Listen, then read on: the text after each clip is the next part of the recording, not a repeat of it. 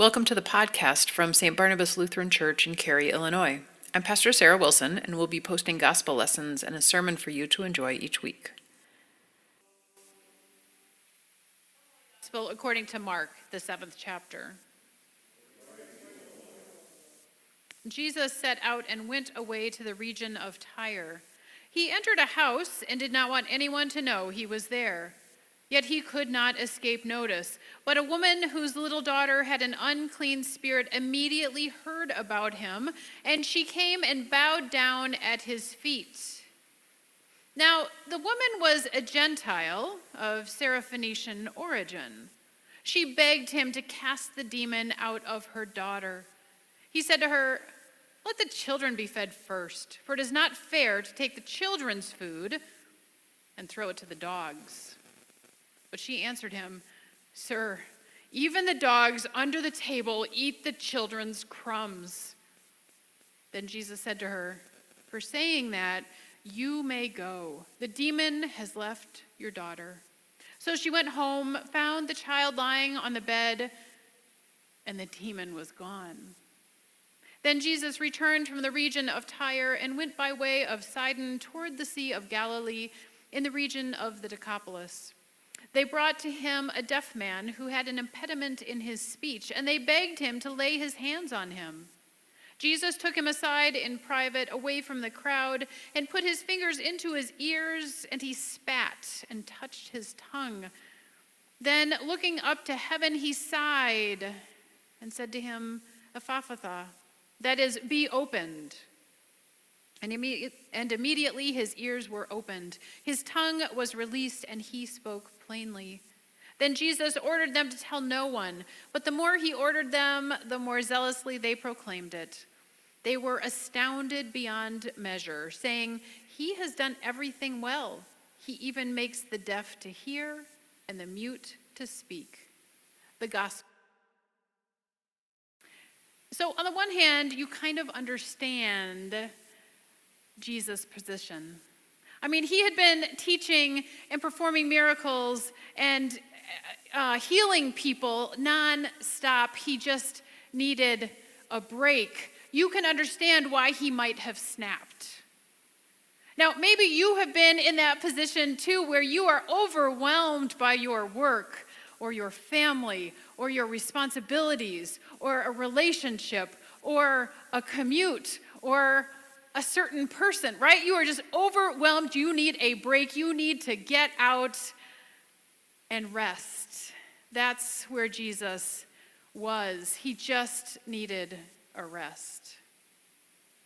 Now, on the other hand, you can understand where the woman is coming from. Her daughter is sick. She hasn't been right for so long, and she has exhausted every possibility, that mother.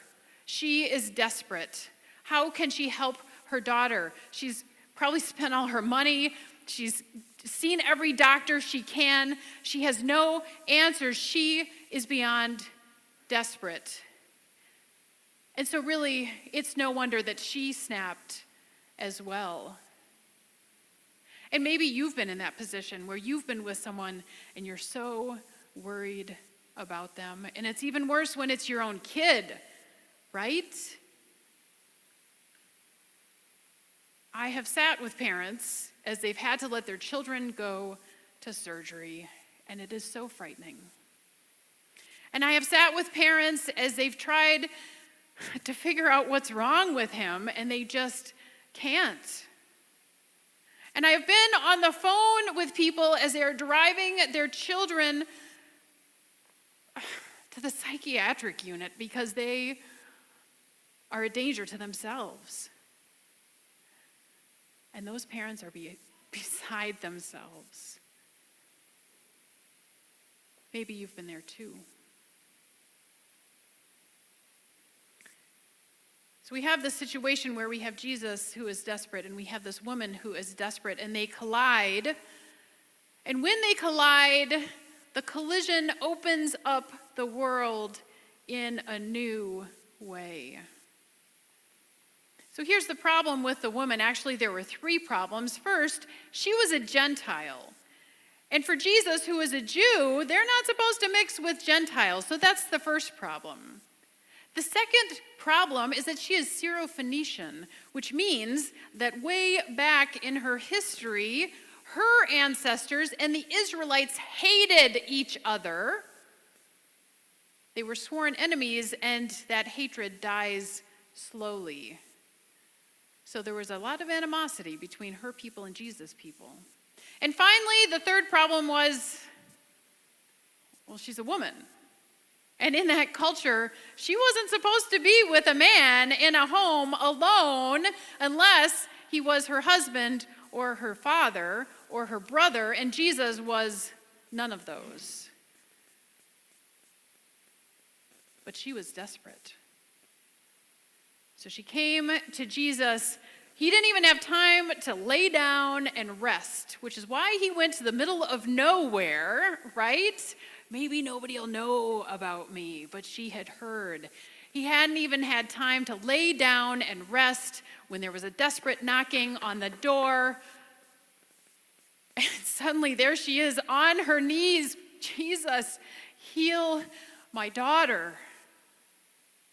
She had heard the rumors. She knew that if anybody could heal, it was this guy. But Jesus needed a nap. He really needed a nap, because this is not a very Jesus-y thing to reply to this woman, right? Like, of all the things that Jesus is going to say, you don't expect him to say, well, lady, look, I didn't come to you people. I came to the children of Israel, and I'm not going to give the bread that's for the children to the dogs. What? You just called her a dog? Whoa. Dude, you really needed a nap. Like, you shouldn't have opened that door. Wow. This is not what we expect from Jesus, right? But this woman, you know that she has been called way worse things than a dog. I mean, you don't have a daughter who people think is crazy wandering around the village and get away with just being called a dog, right? She's not afraid of Jesus. She isn't even fazed by this name without missing a beat. Yes, Jesus, you're right. You're right. The food should go to the children. But even the dogs get the crumbs that the children drop.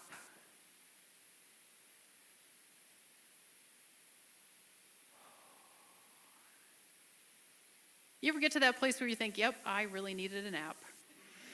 Yep. Probably shouldn't have said anything. Probably shouldn't have opened my mouth. What else can he do? He has to heal her daughter at that point.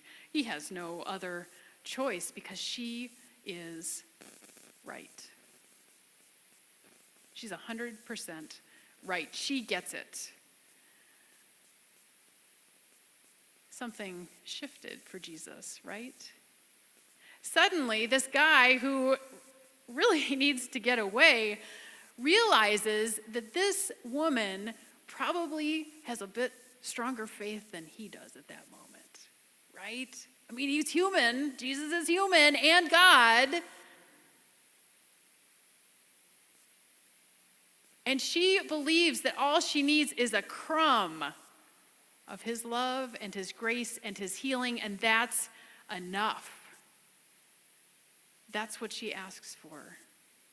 And she's right, because he gives it to her. She goes home, and her daughter is made well.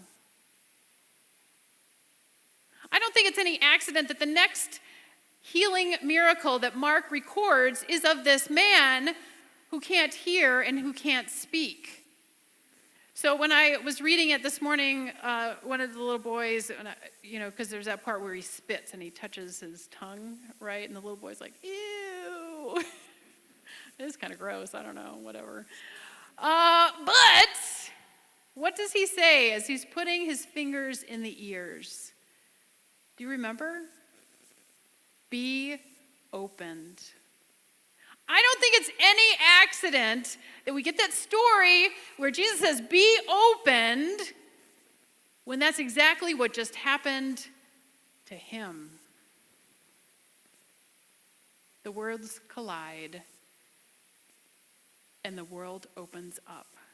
And suddenly, God's grace is for everyone.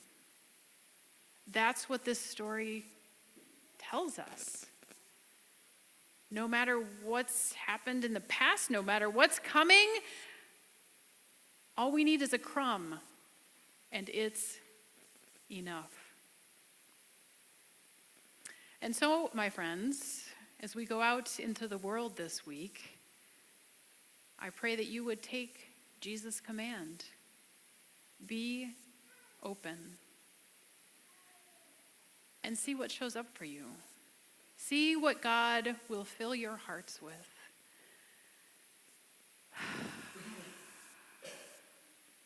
Be open. Amen. Thanks for listening today. We hope this message helped bring you closer to God in a new way. You can learn more about our church at www.stbarnabas-cary.com or visit us in person at 8901 Cary Algonquin Road in Cary, Illinois. Our worship services are each Sunday at 8 and 10:30 a.m. God's blessings on your week.